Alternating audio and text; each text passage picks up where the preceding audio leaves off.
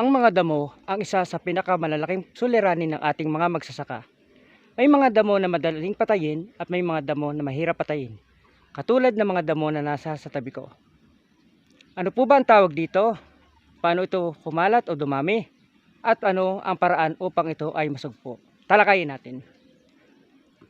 Ang damong ito ay tinatawag na torpedo grass na may scientific name na Panicum repens. Ang torpedo grass ay isang uri ng damo na matatagpuan sa Pilipinas. Ito ay tinatawag din creeping panic, panic rampant, quack grass, dogtooth grass, bullet grass at sa Tagalog ay luya-luyahan. At sa Nasubo, ito ay tinatawag na bulo-bulo.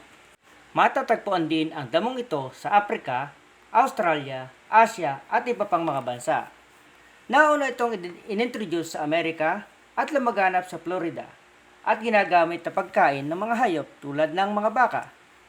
Hindi tiyak kung kailan na-introduce ito sa Pilipinas, subalit pinaniniwalaang nagsimula ito noong 1900s. Although ang damong ito ay napapakinabangan bilang pagkain ng mga hayop, subalit naging salot sa taniman, lalo't sa palayan at sa gulayan, sapagkat hindi ito basta-basta namamatay. Ito ay isang uri ng perennial grass na dumadami sa pamamagitan ng kanyang sanga o tangkay. Dahil sa matilos nitong bahagi na tinatawag na rhizome, kaya tinatawag din itong torpedo grass. Ang rhizome ay kumakapit sa lupa at naguugat at humahaba hanggang 6 na metro o 20 talampakan.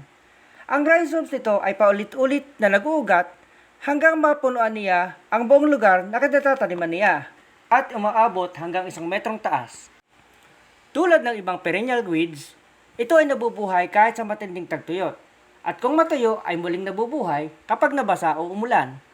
Karaniwan ito ay napapatay sa pamamagitan ng pamatay damo na glyphosate. Subalit kapag may naiwang rhizomes, muli itong tutubo at kakalat, lalo na kapag nabasa o umulan.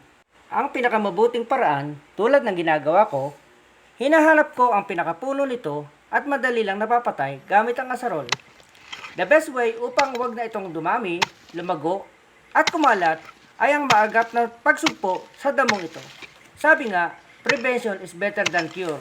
Uli, ito na naman po si Terry Castillo para na naman sa isang segment ng SPAN. Simple, praktikal at natural na paraan sa larangan ng agrikultura.